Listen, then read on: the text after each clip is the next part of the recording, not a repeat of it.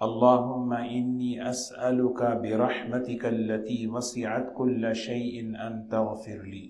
نبی کریم صلی اللہ علیہ وسلم کی ایک دعا میں نے آپ کے سامنے عرض کی، جس کا مفہوم یہ ہے کہ اللہم انی اسألک، اے اللہ میں آپ سے سوال کرتا ہوں، برحمتک التی وسعت کل شیء ان تغفر لی، آپ کی اس رحمت کے ذریعے سے جو رحمت ہر چیز کو گھیرے ہوئے ہے۔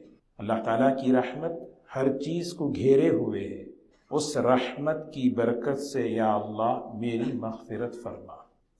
یہ دعا افطار کے موقع پر پڑھنا مستحب ہے۔ دو باتیں اس میں عرض کرنی ہے اس دعا کے اندر، ایک ہے اللہ کی رحمت اور ایک ہے اللہ کی مغفرت۔ قرآن پاک میں اللہ تبارک و تعالیٰ نے فرمایا، وَرَحْمَتِي وَسِعَتْ كُلَّ شَيْءٍ، میری رحمت ہر چیز کو گھیرے ہوئے ہے۔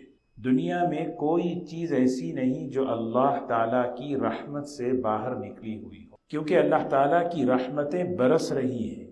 رحمت کی سب سے بڑی شکل مغفرت ہے، وہ رحمت کن اعمال کے ذریعے سے ہمیں لینا ہے؟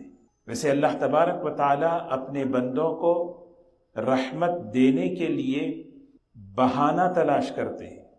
فارسی میں ایک محاورہ ہے، رحمت حق بہانہ می جویت، اللہ کی رحمت بہانہ تلاش کرتی ہے کسی نہ کسی طرح یہ میرے بندے تک پہنچ جائے۔ اللہ کی رحمت بہت وسیع، وَرَحْمَتِي وَسِعَتْ كُلَّ شَيْءٍ، جس طرح اللہ کی رحمت وسیع ہے، اللہ کی مغفرت بھی وسیع ہے۔